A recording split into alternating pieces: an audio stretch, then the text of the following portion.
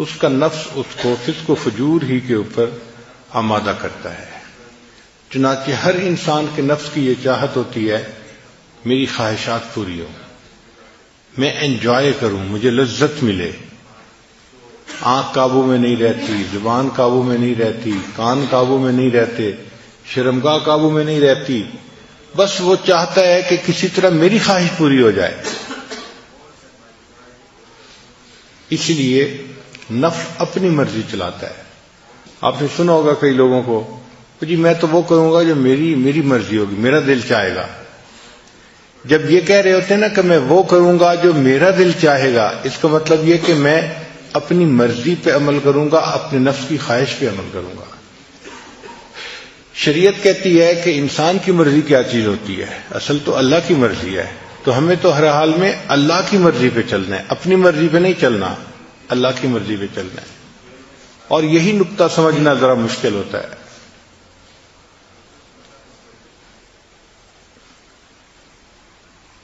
اس دنیا میں اتنا کسی اور بت کی پرستش نہیں کی گئی جتنا نفس کی پرستش کی گئی ہے۔ اللہ کے بعد جس معبود کی سب سے زیادہ عبادت کی گئی ہے وہ انسان کا نفس ہے، اور کوئی بت نہیں ہے ایسا، انسان کا نفس ہے۔ یہ اتنا بڑا معبود ہے کہ انسانوں نے اپنے من کی پرستش کی ہے، اپنے من کی پوجا کی ہے۔ جو دل نے کہا وہ کر لیا، اس چیز کو سوچا ہی نہیں کہ شریعت اجازت دیتی ہے یا نہیں دیتی۔ اور یہی بنیاد اور فساد کی جڑ ہے کہ انسان کا نفس اتنا قوی ہو کہ جو اس کے اندر ٹیمپٹیشن ہو انسان اس کو پورا کر دکھائے۔ یہ جو ذکر و سلوک کی محنت ہے یہ نفس کو کمزور کرنے کی محنت ہے۔ اس کو کہتے ہیں نفس کو مارنا۔ مارنے سے مراد یہ نہیں ہے کہ کوئی چیز زندہ تھی اور اس پہ چھری پھیر دی وہ مر گئی۔ مارنے سے مراد یہ ہے کہ نفس کو اتنا کمزور کر دینا کہ یہ شریعت کی مخالفت کرنا چھوڑ دے، اس کو نفس کا مارنا کہتے ہیں۔ نہنگو اژدہا او شیر نر مارا تو کیا مارا۔ نہنگ کہتے ہیں کروکوڈائل کو۔ کروکوڈائل کو مارنا اتنا مشکل کام نہیں ہے، پائتھن کو مارنا مشکل کام نہیں ہے، میل لائن کو مارنا اتنا مشکل کام نہیں ہے، مشکل کام ہے اپنے نفس کو مارنا۔ نہنگو اژدہا او شیر نر مارا تو کیا مارا، بڑے موذی کو مارا نفس امارہ کو گر مارا۔ گیا شیطان مارا ایک سجدے کے نہ کرنے سے۔ شیطان ایک سجدے نہ کرنے کے اوپر مارا گیا، اس کو دربار سے دھتکار دیا۔ گیا شیطان مارا ایک سجدے کے نہ کرنے سے، ہزاروں سال سجدے میں جو سر مارا تو کیا مارا۔ اس نے ہزاروں سال جو سجدے کیے زمین پر تو ان کا کیا فائدہ نکلا؟ نتیجہ تو یہ تھا نا کہ ایک سجدے کے نہ کرنے پہ وہ اللہ کے دربار سے دھتکار دیا گیا۔ تو بات یہی ہے کہ ہم آج ایسی زندگی گزار رہے ہیں کہ جن کاموں میں ہمارا نفس موافقت کرتا ہے ہم شریعت کے ان کاموں کی، ان باتوں کی پابندی کرتے ہیں، اور جس کام میں نفس مخالفت کرتا ہے تو شریعت کا حکم چھوڑ کے نفس کی پوجا کر لیتے ہیں، نفس کے پیچھے چل پڑتے ہیں۔ اور یہی چیز شرک خفی کہلاتی ہے۔ ایک ہے شرک جلی۔ شرک جلی کہتے ہیں کہ انسان بتوں کو سجدہ کرے، درختوں کو سجدہ کرے اور قبروں کو سجدہ کرے، اس کو شرک جلی کہتے ہیں، واضح شرک ہے۔ اور ایک ہے شرک خفی، چھپا ہوا شرک۔ شرک خفی کیا ہے کہ ایک طرف اللہ کا حکم آ گیا اور ایک طرف انسان کی اپنی خواہش آ گئی، تو وہ اللہ کے حکم کو چھوڑ کے اگر خواہش پہ عمل کر لیتا ہے اس نے شرک خفی کا ارتکاب کر لیا۔ یہ مشرک ہے، ابھی بھی آزاد نہیں ہے، موحد نہیں ہے، اس نے اپنے نفس کو اپنا جو ہے خدا بنایا ہوا ہے۔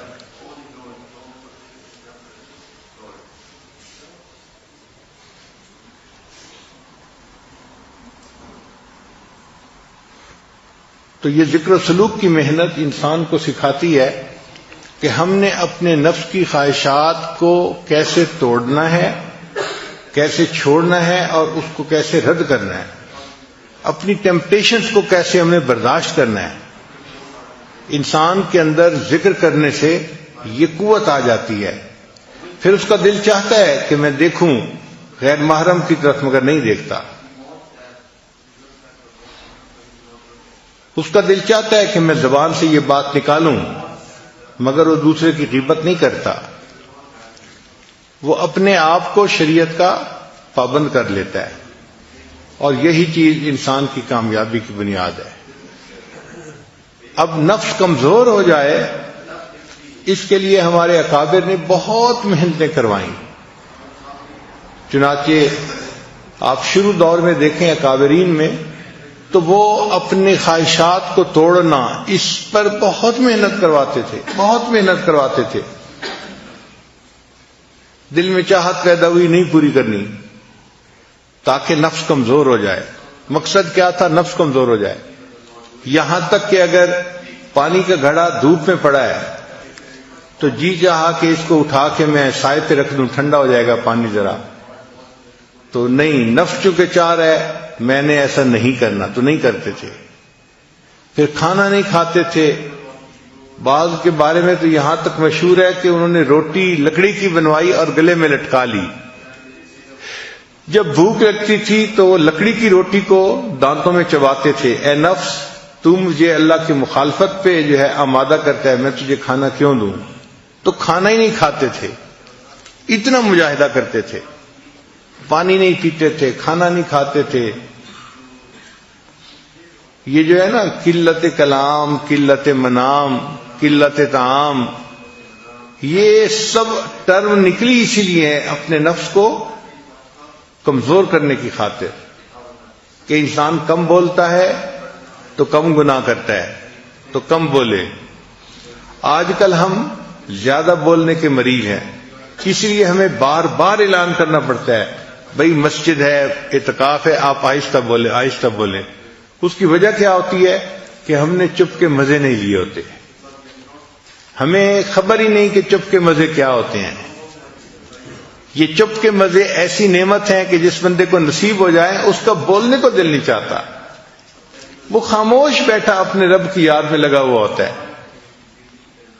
حضرت خواجہ باقی باللہ رحمت اللہ علیہ بہت خاموش رہتے تھے۔ ایک بندے نے کہا کہ حضرت آپ کچھ نصیحت کریں، آپ کی نصیحت سے لوگوں کو فائدہ ہوگا۔ تو حضرت نے جواب میں کہا، جس نے ہماری خاموشی سے کچھ نہیں پایا وہ ہماری باتوں سے بھی کچھ نہیں پائے گا۔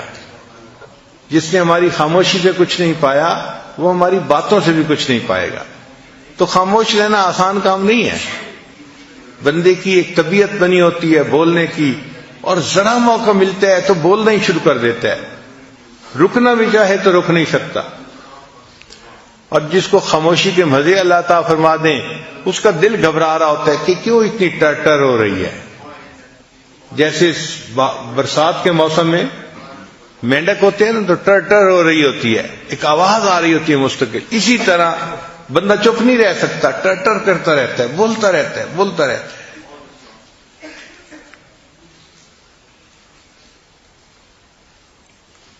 ہمارے مشائخ مراقبہ سکھانے کے لیے خاموش رہنا سکھاتے تھے۔ چنانچہ حضرت اقبستانوی رحمۃ اللہ کی خانقاہ پہ جو بندہ تربیت کے لیے آتا تھا، پہلا کام اس کے ذمہ لگتا تھا کہ آپ نے کلام نہیں کرنا، بات نہیں کرنی، چپ رہنا ہے۔ ہاں، سلام اگر کوئی کرے تو اس کا جواب دے سکتے ہیں چونکہ وہ واجب ہے، اس کے علاوہ کلام نہیں کر سکتے۔ تو صرف سلام کا جواب دینے کی اجازت تھی، اس کے علاوہ کلام کرنے کی اجازت نہیں تھی۔ حضرت خواجہ مجذوب رحمۃ اللہ علیہ چونکہ شاعر تھے اور ان سے لوگ زیادہ واقف بھی تھے اور مانوس بھی تھے، تو ان سے زیادہ باتیں کرنے کی کوشش کرتے تھے۔ تو حضرت خواجہ مجذوب رحمۃ اللہ نے کیا کیا تھا، ایک گتے کے اوپر لکھ دیا تھا خاموش، اور داغا ڈال کے اس کو گلے میں لٹکا لیا تھا۔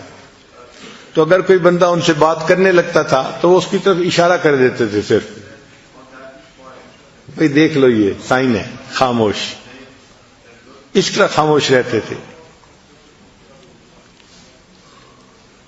حضرت مفتی محمد شفیع رحمۃ اللہ علیہ اور حضرت مولانا یوسف بن نوری رحمۃ اللہ علیہ کے بارے میں آتا ہے کہ جب دونوں شہزادوں نے علم حاصل کر لیا تو تھانہ بھون حاضر ہوئے کہ حضرت کی خدمت میں کچھ وقت رہتے ہیں۔ اب جب وہاں گئے تو عشاء کی نماز پڑھ کے کمرے میں آئے، دونوں کو رہنے کے لیے ایک ہی کمرہ دے دیا گیا تھا، تو کچھ بیٹھے تو کوئی بات چیت